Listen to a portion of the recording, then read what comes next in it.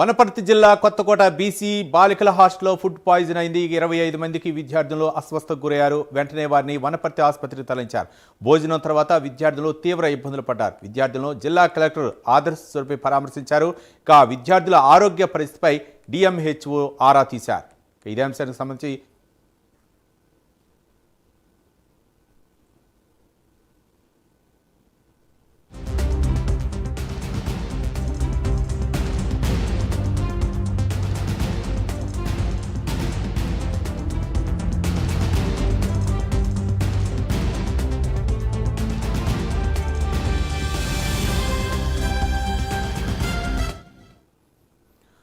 వనపర్తి జిల్లా కొత్తకోటలో 25 మంది విద్యార్థులు అయితే అస్వస్థకు గురయ్యారు. హాస్టల్లో ఫుడ్ పాయిజన్ కావడంతో ఈ ఘటన చోటు చేసుకుంది. అక్కడ కలెక్టర్ అయితే మాత్రం విద్యార్థులను పరామర్శించారు. అక్కడ జరిగిన పరిణామాలు అయితే మాత్రం ఆరా తీస్తున్నారు.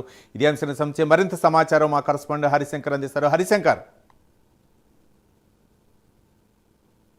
ప్రభుత్వ బీసీ బాలికల వసతి గృహంలో నిన్న రాత్రి భోజనం చేసిన తర్వాత 25 మంది విద్యార్థులకు అస్వస్థతకు గురయ్యారు. అయితే వీరందరికీ కూడా వాంతులు విరేచనాలు కావడంతో అక్కడ ఉన్నటువంటి హాస్టల్ వాళ్ళు ఇమీడియట్ గా వాళ్ళందరినీ కూడా వనపర్తి ప్రభుత్వ ఆసుపత్రికి షిఫ్ట్ చేయడం జరిగింది. రాత్రి 7 గంటల సమయంలో దాదాపు 200 మంది పైగా విద్యార్థులు ఉన్నటువంటి ఈ యొక్క హాస్టల్లో రాత్రి 7 గంటల సమయంలో భోజనం చేశారు. భోజనం చేసిన తర్వాత దాదాపు 141 మంది విద్యార్థులు ఇక్కడ భోజనానికి హాజరయ్యారు. అక్కడ సొరకాయ, అదేవిధంగా టమాటా రసంతో పాటు గుడ్లు, పెరుగు వీళ్ళు భోజనంలో అందించడం జరిగింది. అయితే అవి తిన్న ఒక గంట తర్వాతనే 25 మంది విద్యార్థులకు ఒక్కసారిగా వాంతులు విరేచనాలు కావడంతో కూడా ఇమీడియట్ గా వాళ్ళంతా వనపర్తి ప్రభుత్వ షిఫ్ట్ చేసి ట్రీట్మెంట్ అందించడం జరిగింది. అయితే ఈ విషయం తెలుస్తున్నటువంటి వనపర్తి జిల్లా కలెక్టర్, అదేవిధంగా వనపర్తి కాన్స్టిట్యూన్సీకి సంబంధించిన ఎమ్మెల్యే మేఘారెడ్డి హుటాహుటిన హాస్పిటల్ వెళ్ళడం జరిగింది. అక్కడ ఉన్న విద్యార్థులతో మాట్లాడడం జరిగింది. ఏ విధంగా జరిగింది, ఏ టైంలో ఏం తిన్నారని చెప్పి వాళ్ళంతా కూడా ఇన్వెస్టిగేషన్ జరిగింది. ప్రస్తుతానికైతే ఆ 20 మంది విద్యార్థుల ఆరోగ్య పరిస్థితి నిలకడగా ఉందని చెప్తున్నారు.